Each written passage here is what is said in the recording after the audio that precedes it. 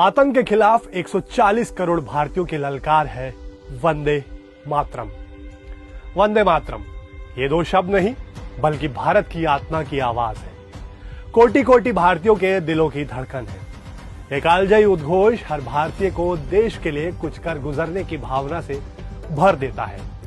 हमारे इस राष्ट्रगीत के 150 साल पूरे होने पर देश इस अमर गीत के सम्मान में साल भर तक चलने वाला राष्ट्रीय स्मरणोत्सव मना रहा है, जिसका उद्देश्य है कि हमारी युवा पीढ़ी वंदे मातरम गीत में छिपी उस ऊर्जा को पहचाने जिसने स्वतंत्रता सेनानियों को एक अद्भुत प्रेरणा से भर दिया था, ताकि हमारी युवा पीढ़ी वंदे मातरम में निहित स्वाभिमान, त्याग और राष्ट्र सर्वप्रथम जैसे मूल्यों से संस्कारित हो सके, ताकि जिस भावना से भरकर कल हमने अपने देश को अंग्रेजों से आजाद कराया था, उसी भावना को पुनर्जीवित कर हम आज विकसित भारत के निर्माण में एकजुट होकर योगदान दे सके।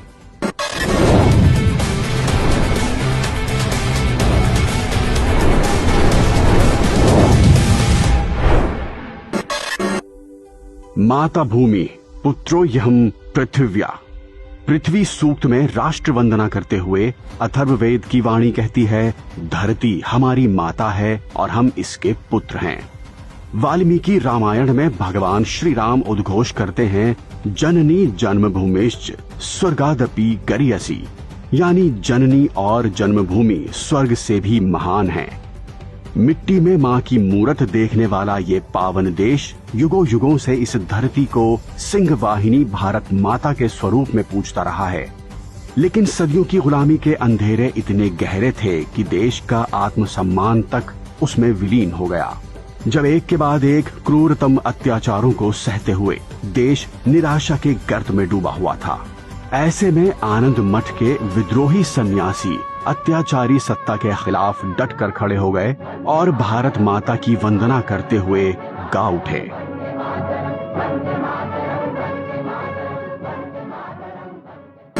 बंकिम चंद्र ने 150 साल पहले इस गीत की रचना 1875 में अपने अमर उपन्यास आनंद मठ के लिए की थी। अंग्रेजों की गुलामी और उनके बढ़ते अत्याचार के खिलाफ देश में बेचैनी बढ़ती जा रही थी। ऐसे में 1896 में गुरुदेव रविंद्रनाथ टैगोर ने वंदे मातरम का पहली बार सार्वजनिक रूप से सस्वर गायन कर इसे राष्ट्र को समर्पित कर दिया। वंदे मातरम गीत सुनकर देश में मानो बिजली सी कौंध गई। बेजान पड़े भारतीय जनमानस में राष्ट्र चेतना का नवसंचार हो गया। वंदे मातरम ने निराशा की गहरी नींद में सोई हुई देश की आत्मा को झकझोर कर जगा दिया। भारत माता की छवि कैसी होगी, इसे साकार किया गुरुदेव रविंद्रनाथ टैगोर के भतीजे और भारत में आधुनिक चित्रकला के जनक अवनींद्रनाथ टैगोर ने। उन्होंने 1905 में भारत माता को केसरिया वस्त्र धारण किए हुए चतुर्भुजा देवी के रूप में चित्रित किया। हाथ में पुस्तक, माला और धान की बाली लिए भारत माता का ये चित्र इतना प्रसिद्ध हुआ कि स्वतंत्रता आंदोलन में देश भर में इसका खूब प्रयोग हुआ। वंदे मातरम ने देश के कोटि कोटि जनकों, नौजवानों को, महिलाओं को, बच्चों को, बुजुर्गों को, सभी को गुलामी की बेड़ियों में जकड़ी भारत माता की गहरी पीड़ा और बेबसी का एहसास करा दिया। वंदे मातरम गीत ने पूरे देश को विचलित कर दिया और हाथ पर हाथ धरे बैठे रहने के बजाय कुछ कर गुजरने पर मजबूर कर दिया। बाल गंगाधर तिलक, स्वामी अरविंदो और लाला लाजपत राय, महात्मा गांधी और वीर सावरकर जैसी विभूतियों ने वंदे मातरम को जन जन का जय घोष बना दिया। देखते ही देखते वंदे मातरम ब्रिटिश आर्थिक नीतियों के विरोध और भारत के स्वतंत्रता आंदोलन में उमड़ रही देश की जनभावनाओं का प्रतीक बन गया। 1907 में मैडम भीखाजी कामा ने जब जर्मनी के स्टुटगार्ड में तिरंगा फहराया तो उसमें बीच की पट्टी में वंदे मातरम ही लिखा हुआ था। वंदे मातरम ने भारत माता की करोड़ों संतानों को माँ बेटे के रिश्ते से जोड़ दिया और हर बेटा अपनी माँ को गुलामी से मुक्त कराने के लिए वंदे मातरम गाते हुए विप्लवी मार्ग पर बलिदान होने के लिए निकल पड़ा। भारत माता का चित्र और वंदे मातरम गीत ये दोनों क्रांतिकारियों के संबल बन गए। चंद्रशेखर आजाद और हिंदुस्तान सोशलिस्ट रिपब्लिकन एसोसिएशन के उनके क्रांतिकारी साथियों ने वंदे मातरम को अपनाया। राम प्रसाद बिस्मिल, अशफाकुल्ला खान और उनके साथी वंदे मातरम गाते हुए कुर्बान हो गए।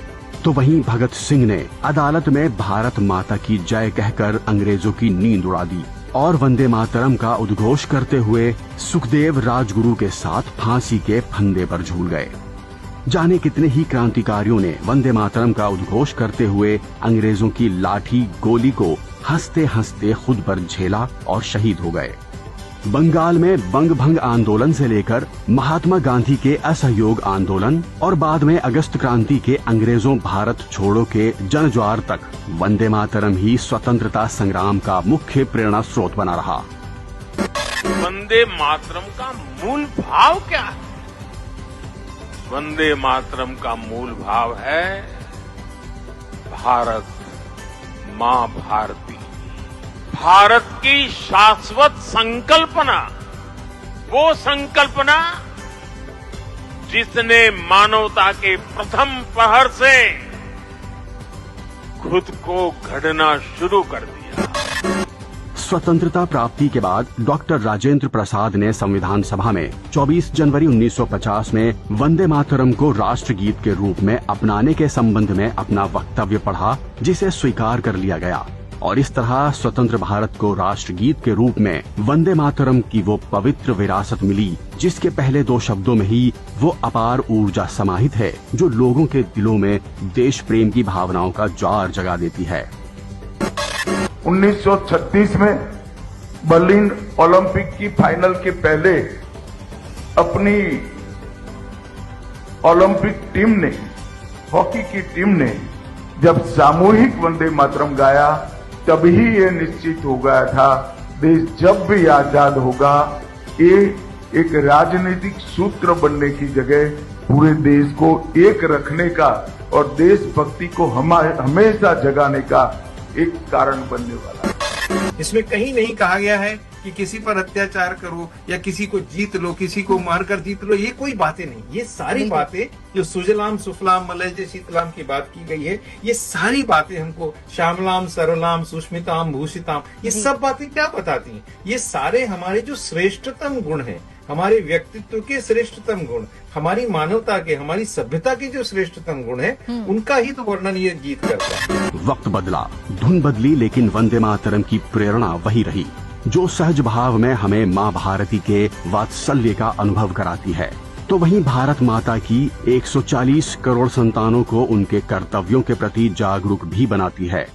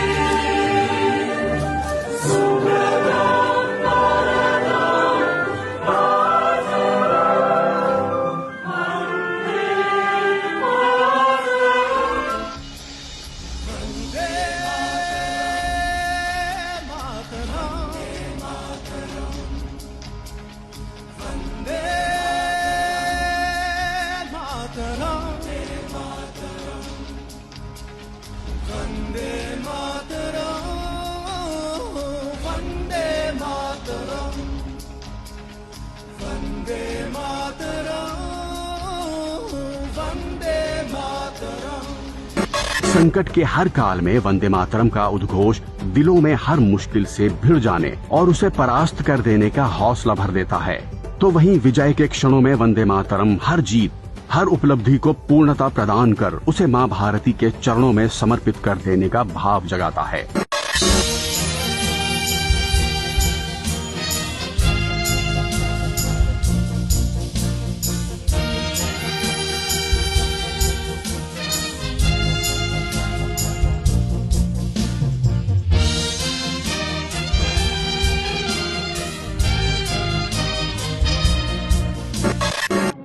वंदे मातरम विकसित भारत के निर्माण के सभी प्रयासों के पीछे की मुख्य प्रेरणा भी है।